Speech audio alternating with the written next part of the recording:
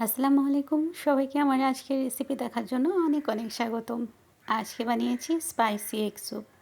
আর এই spicy egg স্যুপটা বানানোটা একদমই ইজি করে বানিয়ে খেতে চাইলে অবশ্যই আমার রেসিপিটা ফলো করতে হবে।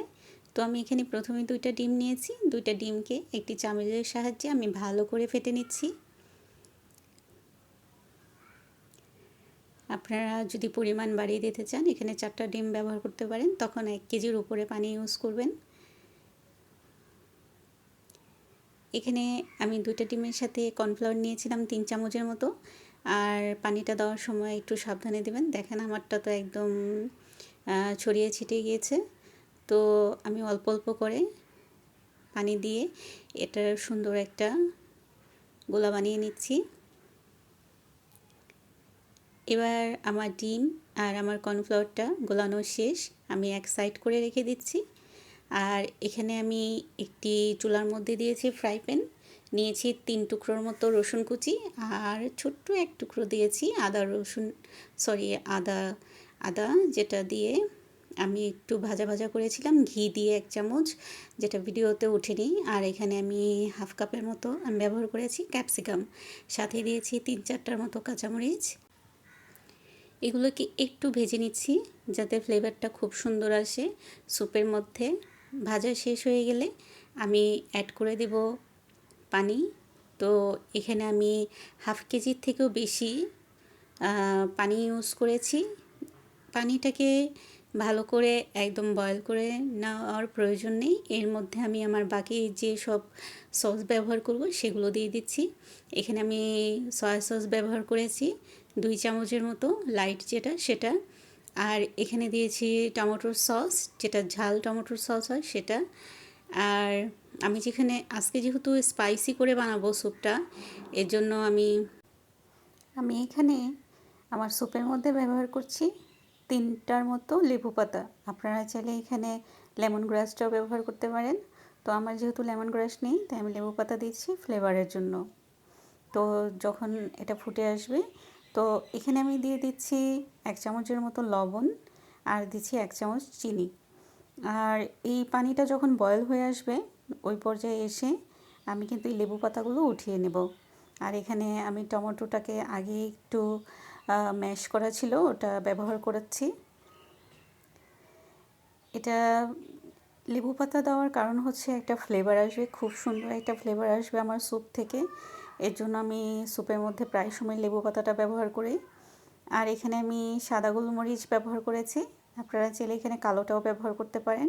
গোলমরিচটা অবশ্যই দেওয়ার চেষ্টা করবেন। আমার স্টকটা হয়ে গেছে। আপনারা চাইলে এই পর্যায়ে এসে স্টকের যে পানিটা এটা আপনারা ছেঁকে নিতে পারেন।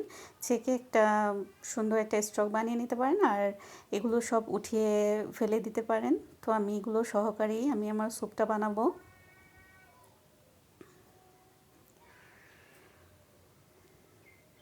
আমার স্যুপটা বানাতে একদমই সময় লাগেনি।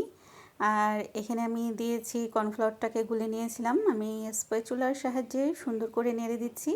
যদি না নাড়তে থাকি তাহলে কিন্তু বসে যাবে নিচ থেকে। একদম দেখেন আঠালো হয়ে গেছে, সাথে সাথেই আঠালো হয়ে গেছে। তো আমি একটু আঠালো করে বানাবো, এর জন্য আমি 3 চামচের মতো কর্নফ্লাওয়ার ব্যবহার করেছি। আপনারা চাইলে কর্নফ্লাওয়ারের পরিমাণটা একটু কমিয়েও দিতে পারেন। আর খুব সুন্দর একটা ফ্লেভার আসতেছিল এটার মধ্যে। এ পর্যায়ে এসে আমি যে ডিমটাকে গুলিয়ে নিয়েছিলাম আমি স্প্যাচুলার সাহায্যে, স্প্যাচুলাটাকে থামানো যাবে না, একদমই নাড়তে থাকবেন, তাহলে খুব সুন্দর একটা তারের মতো একটা রেশের মতো হবে। আর এটা দেখতেও খুব সুন্দর লাগবে, না হলে সব একসাথে সেদ্ধ হয়ে যাবে, এটা গোলার মতো হয়ে যাবে। খুব সুন্দর দেখতে, অনেক সুন্দর হয়েছিল আমার এই স্যুপটা। আর একদমই আঠালো ছিল।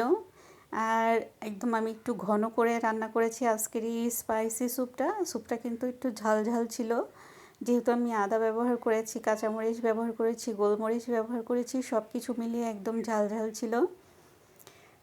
আর একদম স্প্যাচুলা দিয়ে আমি 1 মিনিটের মতো নেড়ে চেড়ে নিয়েছি, কারণ বেশি সময় রাখা যাবে না, আমার স্যুপটা কিন্তু একদম কুক হয়ে গেছে। আর এখানে আপনারা চাইলে এই পর্যায়ে এসে রান্নাটা বন্ধ করে দিতে পারেন, গ্যাসের ফ্লেমটা। আমি কিন্তু অবশ্যই একদমই লো ফ্লেমে রেখেছিলাম। দিয়েছি এখানে পুদিনা পাতা, আপনারা চাইলে ধনিয়া পাতা ব্যবহার করতে পারেন। কিন্তু আমার আজকের এই স্যুপটা যেহেতু একদম ফ্লেভারফুল, একদম ফ্লেভারে ভরা, এর জন্য আমি এখানে পুদিনা পাতা ব্যবহার করেছি। আর দেখতে অসম্ভব সুন্দর হয়েছিল আমার এই স্যুপটা। খুবই সুন্দর একটা ক্রিম ক্রিম কালার আসছিল, আর খেতেও কিন্তু খুবই অসাধারণ ছিল। আর আমি যখন ফ্রাই প্যান থেকে আমার এই চামচের সাহায্যে আমি বাটির মধ্যে ভরতেছিলাম, আমার খুব ভালো লাগতেছিল। একদম সিল্কি একটা ভাব স্যুপের মধ্যে, খুবই সুন্দর। আর খেতে কিন্তু খুবই অসাধারণ ছিল। ঘি যেহেতু দিয়েছি, ফ্লেভারটা খুবই ভালো ছিল। আলহামদুলিল্লাহ। আমার রেসিপি যদি আপনাদের ভালো লেগে থাকে তাহলে আমার পাশে থাকবেন। আল্লাহ হাফেজ।